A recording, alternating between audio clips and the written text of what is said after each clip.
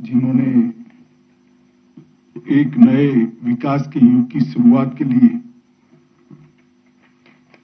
बहुत परिश्रम, आयोजन और बहुत माइन्यूट ऑब्जर्वेशन के साथ शुरुआत की है, ऐसे हमारे लेफ्टिनेंट गवर्नर श्रीमान मनोज सिन्हा जी, भारत सरकार में मंत्रिपरिषद में मेरे साथी,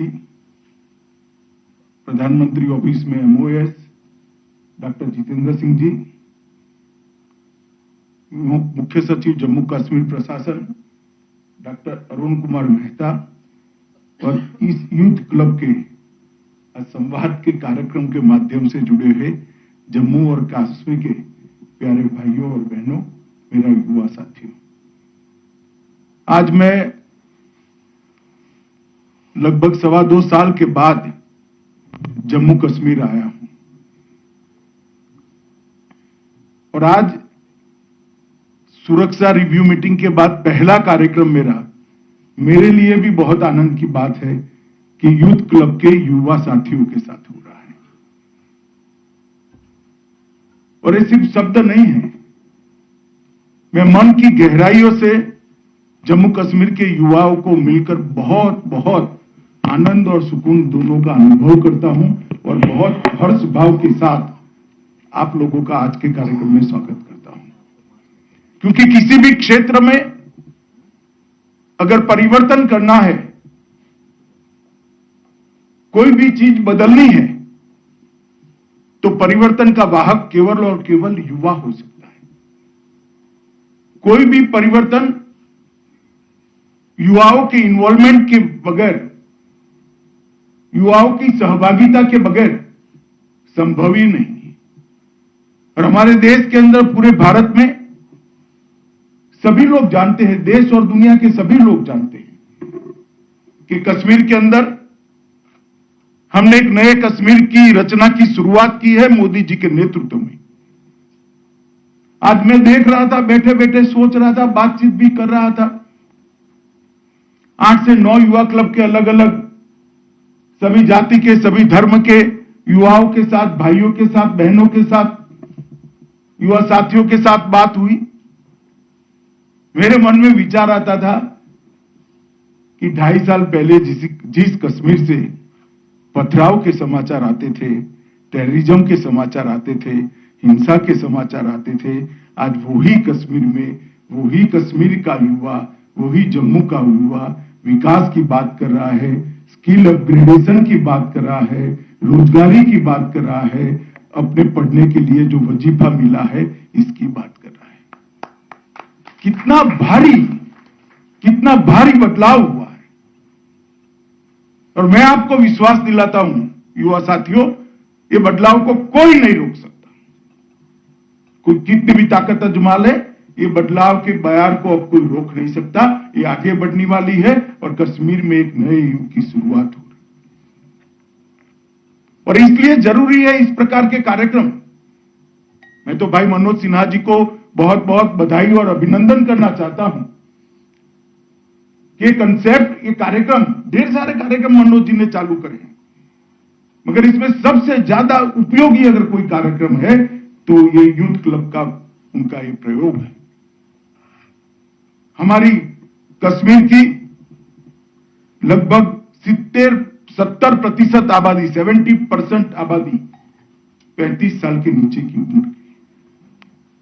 अगर ये 70% आबादी के मन में आशा जगा दी जाए, 70% आबादी का हौसला बढ़ा दिया जाए, 70% आबादी को विकास के कामों के साथ जोड़ लिया जाए, उनकी पढ़ाई लिखाई की चिंता हो, उनकी स्किल डेवलपमेंट की चिंता हो, उनकी रोजगारी की चिंता हो, और उनको अगर कश्मीर की शांति का और कश्मीर के विकास का राजदूत बनाया जाए, तो कश्मीर की शांति में कोई कभी भी खलल नहीं पहुंचा सकता। और मैं मानता हूं इसीलिए ये कार्यक्रम बहुत महत्वपूर्ण है। लगभग पूरे जम्मू और कश्मीर में 4500 युवा क्लब पंजीकृत किए गए हैं। उसमें से ग्रामीण क्षेत्र में 4229 युवा क्लब हैं। आप कल्पना कर सकते हैं 4229 युवा क्लब ग्रामीण क्षेत्र के युवाओं को विकास की कोई न कोई गतिविधि के साथ, खेल की कोई न कोई गतिविधि के साथ जोड़ने का काम करें। उनकी शिक्षा की चिंता हो रही है, उनकी रोजगारी की चिंता हो रही है, वो खेले, अपने आप को खेल के साथ जोड़े, उसकी व्यवस्था हो रही है, स्किल अपग्रेडेशन की उसकी चिंता हो रही है, और कश्मीर के विकास के साथ हम उसको जोड़ते हैं। मित्रों, मल्टी डायमेंशनल प्रोग्राम है। इससे आजीविका का सृजन भी होता है, इससे शिक्षा और कौशल विकास ये भी आगे बढ़ता है, आर्थिक सहायता और आर्थिक अनुदान भी। हमारी बहन बैठी है, कौर ने बताया मुझे बहुत सहायता मिली यहां पर, तो आर्थिक अनुदान और आर्थिक सहायता भी मिलती है। परामर्श, एक गाइडेंस भी मिलता है, और इसके साथ साथ हेल्थ अपग्रेडेशन के लिए भी बहुत सारी चीजें इसके साथ जोड़ी गई है। सबसे महत्वपूर्ण चीज युवाओं को खेल के साथ जोड़ना है। खेल ऐसी चीज है जो हर युवा ने अपने आप को खेल के साथ जोड़ना चाहिए। खेल ही हमें हारना सिखाता है, खेल ही हमें जीतने का जज्बा आगे ले जाता है। आज हार गया हूं, कल मैं जीत कर आऊंगा। ये युवा का जो स्वभाव बनना चाहिए वो स्वभाव बनता है, और इससे पर्यटन और मनोरंजन के साथ भी युवा जुड़ा है। जम्मू कश्मीर सरकार ने मोदी जी के गाइडेंस के अंदर एक लक्ष्य रखा है, प्रत्येक पंचायत में एक यूथ क्लब बने और हर शहरी वार्ड के अंदर एक यूथ क्लब बने। प्रत्येक युवा क्लब को लगभग 25,000 की सहायता देने का एक कार्यक्रम बनाया गया है। 150 से ज्यादा युवा क्लबों को भवन उपलब्ध कराए गए हैं। यूटी वाइड पूरे जम्मू कश्मीर के क्षेत्र के अंदर स्पोर्ट्स एंगेजमेंट प्रोग्राम चालू किया गया है। विभिन्न क्षेत्रों में जैसे आपातकालीन प्रबंधन, स्वास्थ्य, कम्युनिकेशन, स्किल, कैपेसिटी बिल्डिंग और ट्रेनिंग, ये सारे क्षेत्रों में इस यूथ क्लब को जोड़कर इसका मल्टी डायमेंशनल उपयोग पूरे जम्मू कश्मीर के विकास के लिए करने का भारत सरकार ने निर्णय किया है, और हमारे एलजी साहब के माध्यम से वो नीचे तक जा रही। कई बार जब कश्मीर का रिव्यू होता था, एलजी साहब आते थे, बताते थे, हमें रिपोर्ट भी करते थे, मगर मैं मनोज जी आपको बताता हूं, आज मैं आश्चर्यचकित हूं, आपने इतने कम समय में जो किया है बहुत अच्छा किया है। मोदी जी ने जो आपका मार्गदर्शन किया था उसको आप जमीन पर उतारने का काम किया है। वृक्षारोपण, स्वच्छता और समाज की मदद करना, इसके लिए भी ढेर सारी एक्टिविटी यूथ क्लब के माध्यम से हो चुकी। युवा मित्रों, मैं आपको बताना चाहता हूं, युवाओं को एक बात हमेशा याद रखनी चाहिए, जीवन ही संभावनाओं से बहुत भरा हुआ होता है। हर एक व्यक्ति का जीवन संभावनाओं से भरा हुआ होता है। निर्भर उस पर करता है कि आपको जो अपॉर्चुनिटी मिलती है, आपके सामने जो संभावनाएं उपलब्ध है, इसका उपयोग आप कैसे करते हो। क्या आप रोना धोना लेकर बैठना चाहते हो? क्या नेगेटिव माइंडसेट के साथ आगे बढ़ना चाहते हो, या ऑप्टिमिस्टिक माइंडसेट के साथ संभावनाओं का संपूर्ण दोहन कर सब में आगे निकलना चाहते हो? वो युवा ने तय करना है। हर युवा के लिए इस देश में अपार संभावनाएं पड़ी हैं। स्टार्टअप से लेकर ढेर सारे प्रोग्राम मोदी जी ने चालू करे, और मोदी जी ने कई सारे ऐसे प्लेटफॉर्म तैयार करे हैं जिससे हमारे छोटे से छोटे गांव का, जम्मू कश्मीर के मेरे गांव का युवा गांव में रहकर दुनिया के प्लेटफॉर्म पर सीना तान कर खड़ा हो जाए। ऐसे बहुत प्लेटफॉर्म तैयार करें। ये सारी संभावनाओं का दोहन करने के लिए आपको गाइडेंस चाहिए, मार्गदर्शन चाहिए, इंफॉर्मेशन चाहिए, और इसके साथ साथ मौका भी चाहिए। ये यूथ क्लब ये तीनों चीजों को आपको उपलब्ध कराएगा। मगर मेरा आपसे, मेरे जीवन के अनुभव से एक मैं आप लोगों को कहना चाहता हूं, लक्ष्य कभी जीवन में छोटा मत रखना। लक्ष्य रखते वक्त ये तय मत करना, ये सोचना मत कि मैं इसको पूरा कर पाऊंगा या पूरा कर पाऊंगी या नहीं कर पाऊंगी, क्योंकि पूरा करना आपका काम नहीं है, वो ऊपर से सहायता करेगा। आप एक बार लक्ष्य तय कर इसी दिशा में द्रुत गति से, स्पीड से चलना चालू करो, ईश्वर जरूर आपकी सहायता करेगा और बड़े से बड़ा लक्ष्य आपके जीवन में आप उपलब्ध कर देंगे। मैंने ढेर सारे जीवन चरित्र को पढ़ा है जिन्होंने ऐसे लक्ष्य रखे, नीचे लक्ष्य रखे, उनका कुछ नहीं हुआ, और जिन्होंने बड़े लक्ष्य रखे, हो सकता है शुरू में तो वो भटकता हुआ दिखाई पड़ता है, मगर जील के साथ, जीत के साथ, अपने लक्ष्य के साथ अपने आप को जोड़कर जो मेहनत करता है, आयोजन करता है, प्लानिंग करता है, वो निश्चित रूप से सफल होता है। मैं बहुत सालों से मैं सार्वजनिक जीवन में हूं, ढेर सारी सरकारों के आंकड़े मैंने देखे हैं, विकास के आंकड़े देखे, योजनाओं के आंकड़े देखे। मोदी जी आए तब देश में 20,000 गांव ऐसे थे आजादी के 70 साल के बाद कि जिसमें बिजली का खंभा भी नहीं लगा था। और कोई प्रधानमंत्री होता तो शायद ये लक्ष्य रख देता कि चलो भाई 20,000 गांव में हम बिजली पहुंचा देंगे, मगर मोदी जी ने लक्ष्य तय किया, गांव में बिजली पहुंचने से घर को क्या फायदा। उन्होंने तय किया कि 2022 के पहले मैं देश के हर घर में बिजली पहुंचाऊंगा, और मित्रों आज देश के हर घर में बिजली पहुंचाने का काम तय हो चुका है। मुझे ठीक याद थे, मनोज जी आए थे, मोदी जी के साथ कश्मीर के विकास की चिंता हो रही थी।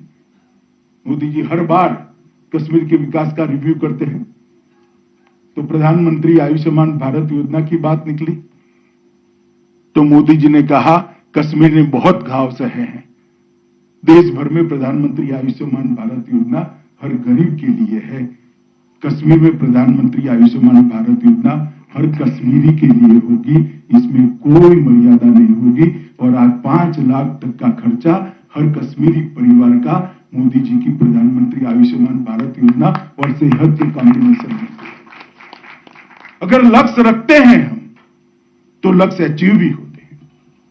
मित्रों, 5 अगस्त 2019 का डेट, तिथि, मैं कोई शब्द छोड़ना नहीं चाहता, कश्मीर के इतिहास में सुवर्णमयी अक्षरों से लिखा जाने वाला तिथि है।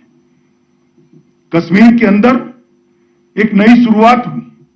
दहशत, आतंकवाद, भय, भ्रष्टाचार, परिवारवाद का अंत होकर शांति, विकास, समृद्धि और सहअस्तित्व के एक नए युग की शुरुआत हुई।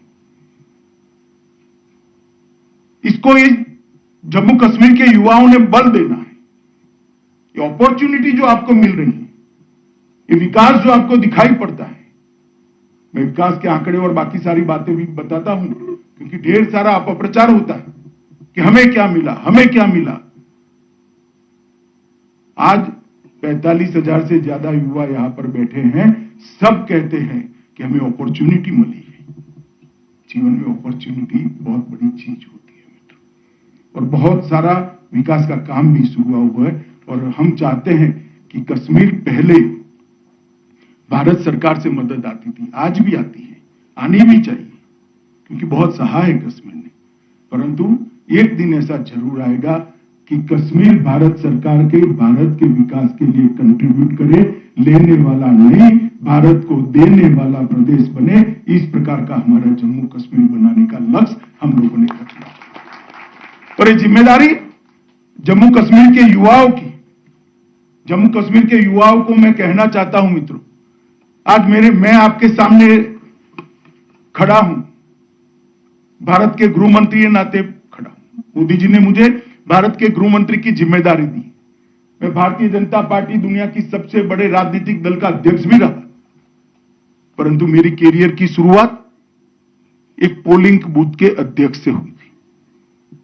मेरे परिवार का कोई राजनीतिक बैकग्राउंड नहीं है, ना मैं कोई मुख्यमंत्री का बेटा हूं, ना विधायक का बेटा हूं, ना मेरी मां कभी राजनीति में थी, ना मेरे दादे परदादे राजनीति में थे।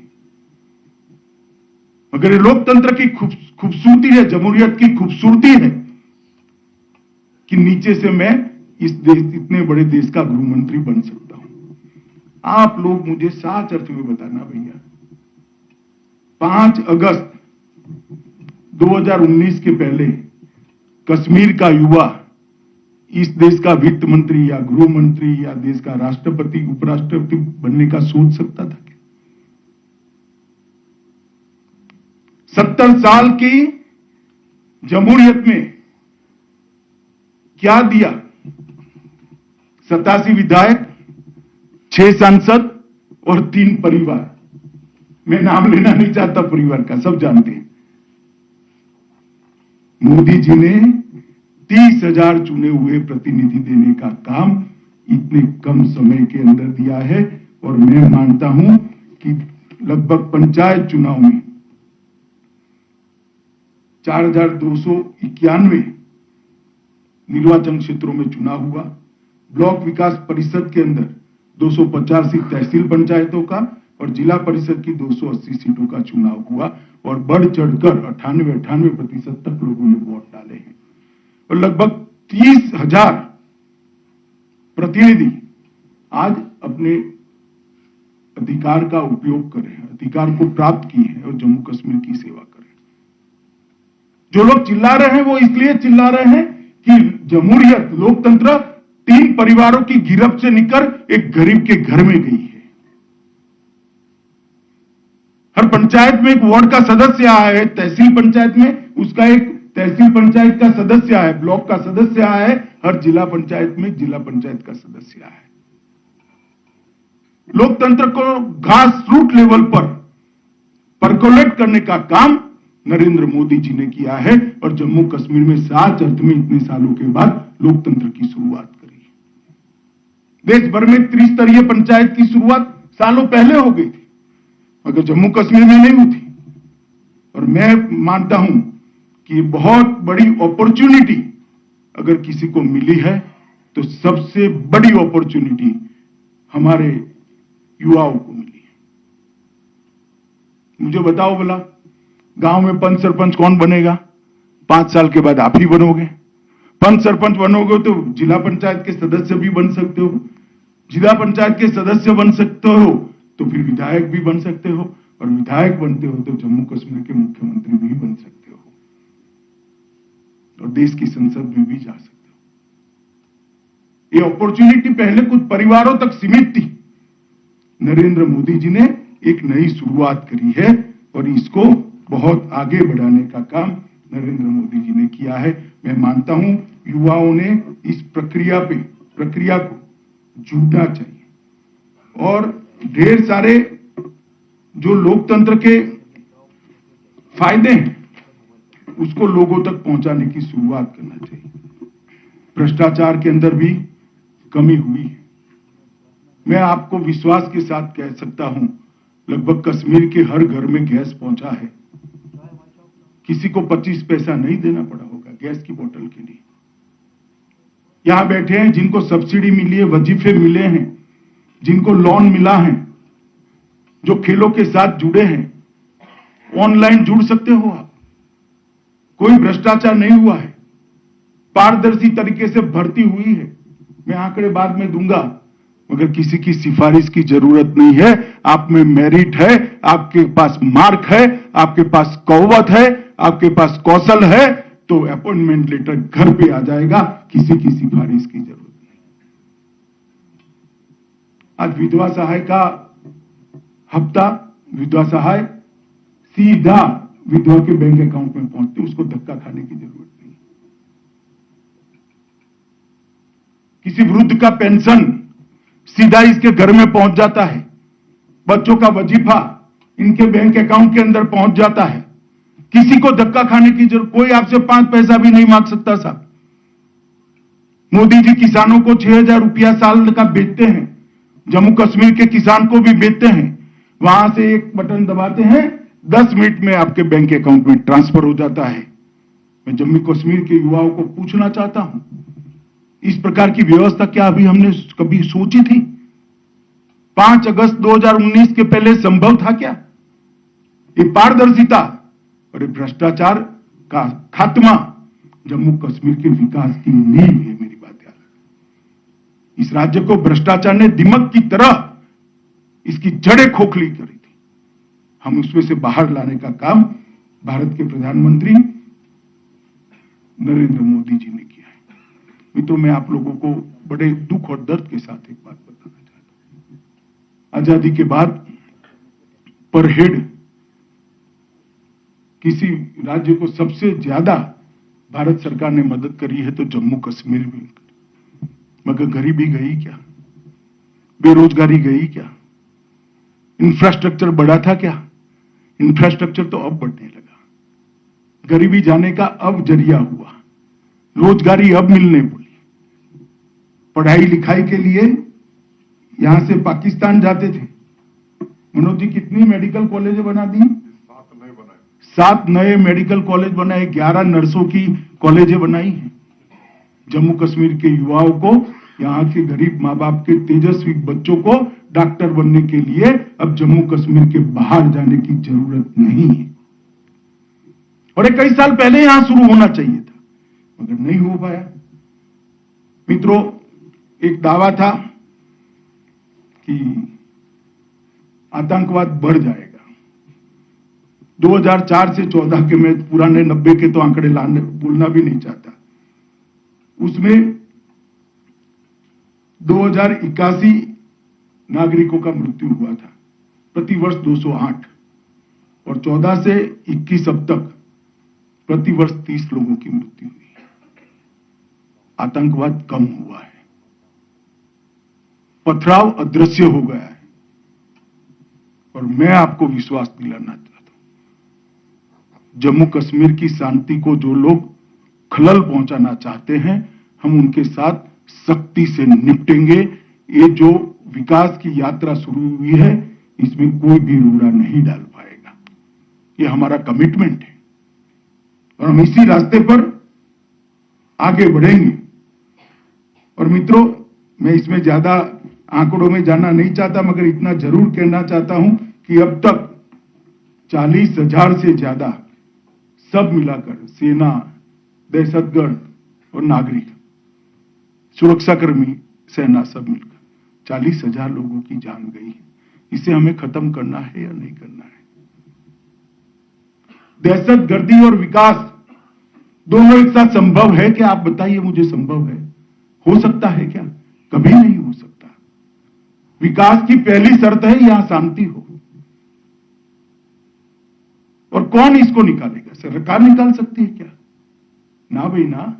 सरकार तो प्रयास कर सकती है। दहशतगर्दी को निकालने का काम मेरे यूथ क्लब के आज मेरे सामने उपस्थित 45,000 युवाओं ने करना है, आप लोगों ने करना है। आप लोगों ने शांति और विकास का दूत बनकर समग्र जम्मू कश्मीर के युवाओं में संदेश लेकर जाना है कि ये रास्ता नहीं है हमारे जीवन को आगे बढ़ाने का, ये रास्ता हो ही नहीं सकता। और पाकिस्तान की बात करने वालों को मैं कई जवाब दे सकता हूं, मगर मैं वो जवाब देने यहां नहीं आया। मैं तो मेरे युवा भाई बहनों के साथ बात करने आया। मैं आपको पूछना चाहता हूं, पास में ही पाक ऑक्यूपाई कश्मीर है।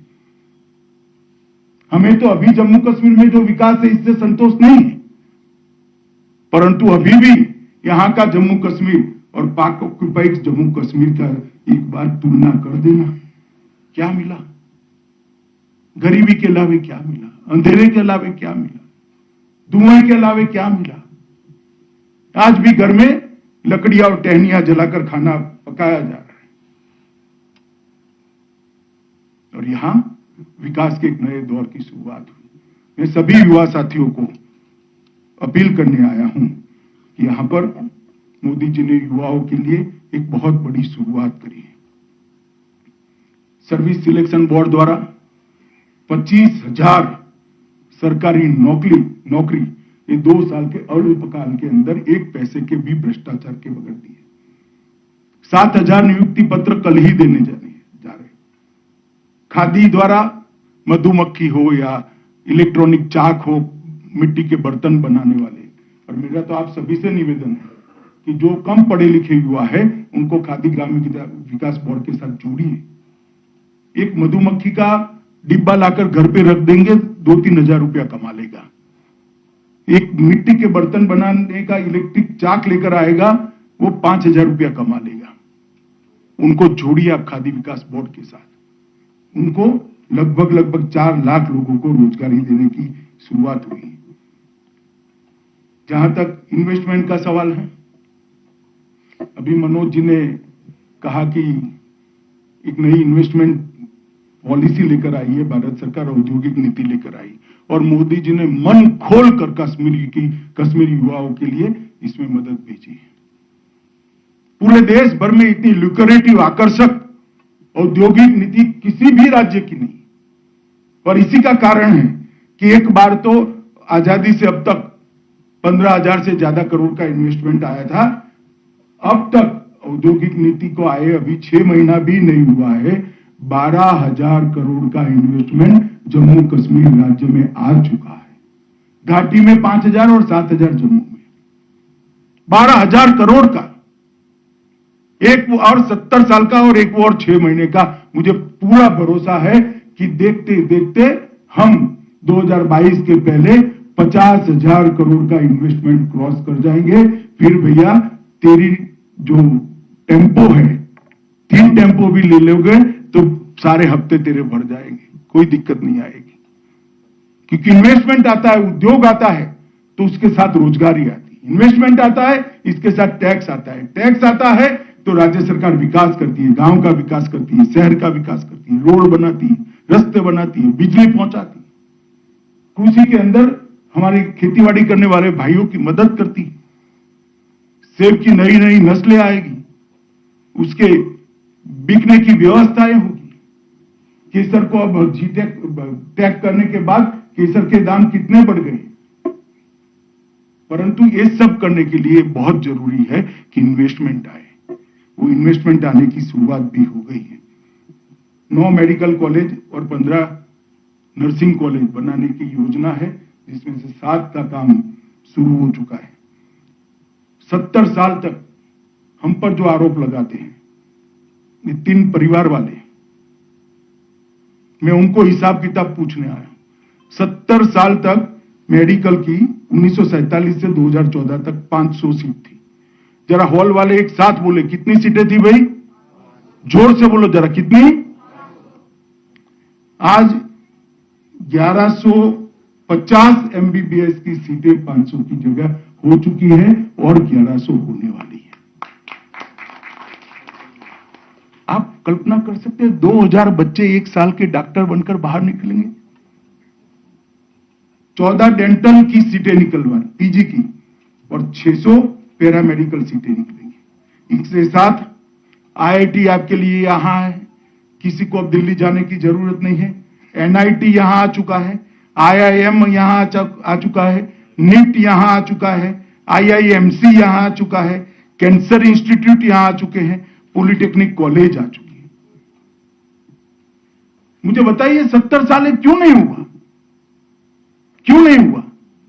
क्योंकि उनको विकास नहीं करना था, भावनाओं को भड़काकर सियासत कर अपना राजनीतिक खेल खेलना था, अपने परिवार के अंदर सत्ता को बांध कर रखना था। जमहूरियत इसके लिए नहीं होती। जमहूरियत इसके लिए होती है कि देश का पैसा अंतिम से अंतिम गरीब व्यक्ति तक पहुंचे, विकास अंतिम से अंतिम गरीब व्यक्ति तक पहुंचे। और नरेंद्र मोदी जी ये चाहते हैं। मित्रों, ढेर सारी चीजें हैं कहने के लिए, मगर मैं इतना कहना चाहता हूं कि मोदी जी की जो फ्लैगशिप कार्यक्रम है वो सबका सबसे अच्छा इंप्लीमेंटेशन अगर देश भर में कहीं हुआ है तो मैं दावे के साथ कह सकता हूं कि मेरे जम्मू और कश्मीर में हुआ है। लगभग स्वच्छ भारत मिशन का काम यहां पर पूरा हो चुका है। हर घर में शौचालय पहुंचाया गया है। प्रधानमंत्री आवास योजना के तहत 54,900 मतलब 55,000 गरीबों को घर देने की कार्यक्रम शुरू हो गया है और उसमें से 11,000 लोगों को घर देने का काम पूरा भी हो चुका है। ये 55,000 लोग पूछते हैं कि 70 साल तक मुझे क्यों घर नहीं मिला था। मैं उनको कहना चाहता हूं 5 अगस्त 2019 के बाद आपको घर मिलने का रास्ता खुल गया है। डेमोक्रेसी यहां नीचे तक परकोलेट हुई।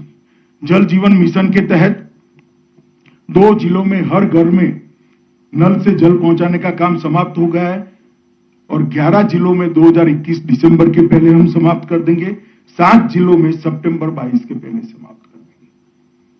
तो अगले साल पूरे जम्मू कश्मीर के अंदर हर घर में नल से शुद्ध पीने का पानी मिलने की व्यवस्था हम करेंगे। वो भी 70 साल तक नहीं हुआ। सभी स्कूल्स और आंगनवाड़ी में पाइप से पानी पहुंच गया है। सेहत कार्यक्रम के तहत अस्पतालों को भी पहुंच चुका है। सेहत के तहत हर नागरिक को 5 लाख तक अपने स्वास्थ्य के रिलेटेड कोई भी खर्चा किसी को करने की जरूरत नहीं। सबसे पहला टीका 100% कहां लगा मालूम है आपको? कोरोना का टीका 100% कहां लगा मालूम है? अपने जम्मू कश्मीर में भारत में सबसे पहला टीका लगाने का काम 100% होगा और दूसरा टीका भी 50% क्रॉस कर गया है। ये कैसे होता है? क्योंकि मोदी जी के मन में कश्मीर की प्रायोरिटी है, तब जाकर होता है। आज कश्मीर से अंदर से कोरोना को भगाया, तीसरी लहर नहीं आई, मगर आए तो क्या? ऑक्सीजन प्लांट सबसे ज्यादा आबादी के हिसाब से जम्मू कश्मीर को दिए गए। लगभग ढेर सारी योजनाएं जिसके अंदर सौभाग्य, इंद्रधनुष, उज्ज्वला गैस देने की, उजाला बल्ब देने की, ये सारी योजनाओं का 100% लक्ष्य जम्मू कश्मीर के अंदर पूरा कर लिया गया है। विद्यार्थियों की 5 छात्रवृत्ति योजनाओं में 100% छात्रवृत्ति देने का काम समाप्त हो गया है। लगभग 5.5 लाख विद्यार्थियों को वजीफा मिल रहा है, 5.5 लाख, और कोई भी चोलिया नहीं, सीधा आपके बैंक अकाउंट के अंदर। किसानों के लिए जो योजनाएं की है वो सबको मिलती है। पीएम किसान के तहत लगभग 12 लाख किसानों को कवर किया गया है। कौशल विकास की सब्सिडी भी सबसे ज्यादा पर हेड देने का काम हमने यहां पर किया है। युवाओं के रोजगार के लिए लगभग नई इंडस्ट्रियल पॉलिसी आई है। इसमें एक अंदाज है कि 5 लाख से ज्यादा रोजगार प्राइवेट इंडस्ट्री के पैदा हो गए। 4 श्रेणी के 10,000 रिक्त पदों के सामने 8900 लोगों का भर्ती का काम समाप्त हो गया है। संघ सेवा आयोग ने परीक्षा आयोजित कर 830 लोगों का चयन कर दिया है। बैंक के नीचे जैसे यहाँ कुछ युवाओं को लोन मिला है, ऐसे लगभग 20,000 लोन दे दिए गए हैं। 4500 यूथ क्लब जो आज के कार्यक्रम में मेरे सामने, ढेर सारे ऐसे कार्यक्रम। बॉम्बे स्टॉक एक्सचेंज को भी एक्टिव कर 5,000 युवाओं को 360 डिग्री फाइनेंशियल सेवाओं का प्रशिक्षण देकर उनको नौकरी मिले, इस प्रकार की व्यवस्था है। ढेर सारा काम कर रहे हैं। पहाड़ी लोगों को लिए रिजर्वेशन किया। अंतरराष्ट्रीय सीमा आईबी के पास के गांवों के लिए भी रिजर्वेशन करा। आर्थिक रूप से कमजोर वर्ग के लिए रिजर्वेशन किया। अब ट्राइबल जातियां भी घोषित हो जाएगी, अनुसूचित जातियां भी घोषित हो जाएगी। मेरे पहाड़ पर रहने वाले और गुर्जर भाइयों को भी रिजर्वेशन का फायदा मिलने वाला है। विधवा महिलाएं, असहाय महिलाएं, वृद्ध और विकलांग का वजीफा हर महीने टाइम टू टाइम वहां पहुंचा दिया जाता है। इसके साथ साथ मैंने जो कहा पहले ही, इन्वेस्टमेंट बहुत आने लगा है। लगभग पर्यटन के लिए भी पर्यटकों की संख्या में ढेर सारी बढ़ोतरी। 2020 में भी ज्यादा आए थे आगे से, मगर 2020 में ज्यादा आकर कितने आए थे मैं आंकड़ा बताना चाहता हूं, 36,400 पर्यटक। और 2021 के मार्च में वो पर्यटक 3 गुना बढ़कर 1,13,000 पर्यटक आए हैं। जो युवा ने टैक्सी लिए ना और जो होम स्टे की योजना में लगे, उनको मालूम पड़े कि 3 गुना काम हमने किया है। सिंचाई और कृषि के लिए भी ढेर सारा काम किया गया है। रोड कनेक्टिविटी के लिए भी ढेर सारा काम किया गया है। मैं कल एक सार्वजनिक कार्यक्रम में बताने वाला हूं। योजनाओं का तो, इंफ्रास्ट्रक्चर का तो अंबार लगा है। जल विद्युत के प्रोजेक्ट हो या रोड हो, ढेर सारे प्रोग्राम शुरू किए हैं। मित्रों, लगभग प्रधानमंत्री विकास पैकेज की 55,000 करोड़ की योजनाएं शुरू हो चुकी है। 2-2.5 साल राज में रहे, 3 परिवारों ने राज किया है, 40,000 लोग क्यों मारे गए? क्या जवाब है आपके पास? और उस वक्त जिस प्रकार से भावनाएं भड़काने का एक कार्यक्रम बना था, षड्यंत्र था, कुछ विदेशी ताकतें भी वो षड्यंत्र में जुड़ी थी। अगर हम कर्फ्यू न करते तो न जाने कितने बूढ़े बाप अपने युवा बेटों का जनाजा कंधे पर लेकर जनाजे निकालते होते। कौन बचा है कर्फ्यू डालने से? कोई मुझे बताएगा? कौन बचा है? कश्मीर का युवा बचा है। इंटरनेट बंद किया, कश्मीर का युवा बचा है। आज परिस्थिति सामान्य है, सब खोल दिया, सब रोजगार प्राप्त कर रहे हैं, पढ़ रहे हैं, आगे बढ़ रहे हैं, इंडस्ट्री आ रही है, टूरिज्म आ रहा है, कोई कर्फ्यू नहीं है। मगर उस वक्त उकसाकर, दबाव बनाकर, बदनाम कर कर्फ्यू उठवाना उनका लक्ष्य था। कर्फ्यू उठेगा, दहशतगर्दी बढ़ेगी, लोगों का संघर्ष होगा पुलिस के साथ और लोग मारे जाएंगे और हमारी राजनीतिक रोटियां हम सेकते रहेंगे। फिर भी अगर किसी को इससे तकलीफ होती है तो मैं आप सबको कहना चाहता हूं कि लंबे भले के लिए थोड़े समय की तकलीफ आपको दी गई है। जैसे मलेरिया होता है और क्विनाइन की कड़वी दवा डॉक्टर हमें देता है ना, इस प्रकार की ये तकलीफ थी। इससे आपके बच्चे ही सुरक्षित हुए, मेरे कश्मीर के युवा, मेरे भाई बहन ही सुरक्षित हुए। किसी को क्या फायदा है? मोदी जी को क्या फायदा है? मैं तो नजदीक से, मेरा मंत्रालय है, देखता हूं। मनोज जी यहां बैठे, पूछिए, कभी जाकर मिलिए, सबको मिलते हैं मनोज जी। हर रोज मोदी जी कश्मीर की चिंता करते हैं। मित्रों, मैं इतना स्पष्ट कर देना चाहता हूं, जो लोग कहते हैं कि मुख्य धारा में लाइए, मुख्य धारा में लाइए, मैं सबको कहता हूं कि कश्मीर ही हमारी मेन लैंड है। कश्मीर भारत का पहले मुकुटमणि बताते थे, मैं बताता हूं कश्मीर भारत का दिल है। हर भारतवासी चाहता है कि मेरे कश्मीर राज्य के अंदर भी खुशहाली आए, अमन आए, चैन आए, विकास आए। और ये अभियान को लेकर मोदी जी निकले, हमें अभियान को आगे बढ़ाना है मित्रों। और इसीलिए मैं युवा साथियों के साथ बातचीत कर रहा हूं कि युवाओं के अलावे परिवर्तन कोई नहीं कर सकता। अगर समाज की सोच का परिवर्तन करना है तो युवाओं ने ही शुरुआत करनी पड़ेगी, हिम्मत आपने करनी पड़ेगी। 25-50 साल इस कश्मीर में किसको जीना है? मेरे और मनोज जी का तो आयु हो गया भाई, आपको जीना है। कश्मीर के भविष्य को संवारने की जिम्मेदारी आपकी है। सब एकजुट हो जाइए, बहकावे में हम नहीं आएंगे, लोकतंत्र को क्षति नहीं पहुंचाएंगे। चुनाव कराने ही कराने हैं। डिलिमिटेशन रोकना, क्यों रोकना?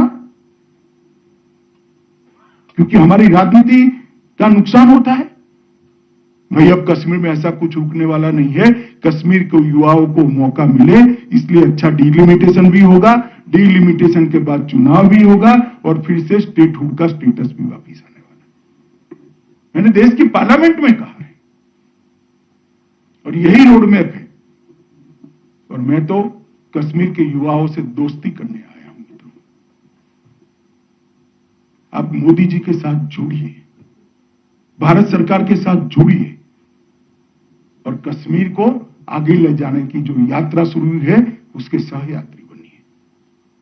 ढेर सारी संभावनाएं कश्मीर के युवाओं के लिए पड़ी हुई। मोदी जी, कश्मीर को कुदरती सौंदर्य की दृष्टि से तो ईश्वर ने आपको स्वर्ग बनाया ही है, मगर मोदी जी यहां शांति, समृद्धि और विकास को भी देखना चाहते हैं। इसके लिए कश्मीर के युवाओं से सहायता मांगने के लिए मैं आया हूं। मित्रों, आज प्रशासन ने दोस्ती का हाथ बढ़ाया है, यूथ क्लब बनाया है, आपको जीवन में प्लेटफॉर्म दिया है, मौका दिया है। आइए, आप आगे बढ़िए और इस मौके को उठाइए। यहां पर लोकतंत्र को मजबूत करिए, गुमराह करने वाली ताकतों को युवा जवाब दे। और मैं कहता हूं आपको, कश्मीर की शांति में किसी को खलल नहीं पहुंचाने देंगे। आप निश्चिंत हो जाइए। कश्मीर की विकास यात्रा अब रुक नहीं सकती है। जम्मू और कश्मीर को एक आइडियल स्टेट विकास की दृष्टि से, शांति की दृष्टि से और इंफ्रास्ट्रक्चर की दृष्टि से, समृद्धि की दृष्टि से बनाने से कोई नहीं रोक सकता। साथ अर्थ में आज आप सब लोगों से बातचीत कर और विशेषकर पहले जो ग्रामीण क्षेत्र के युवाओं से, पुलवामा से लेकर सोफिया से लेकर उधमपुर तक सारे ग्रामीण युवाओं से बात हुई, मन को बहुत सुकून मिला है कि कश्मीर का युवा आज सही रास्ते पर चढ़ चुका है और कश्मीर की विकास की यात्रा पे सहभागी हुआ है। मेरी आप सभी को अनंत अनंत शुभकामनाएं हैं। आपके जीवन में आप बहुत आगे बढ़िए, इस मौके का फायदा उठाकर, इस यूथ क्लब का जरिए का अपनाकर और कश्मीर, जम्मू कश्मीर प्रशासन का साथ देकर। बहुत बहुत धन्यवाद। भारत माता की जय।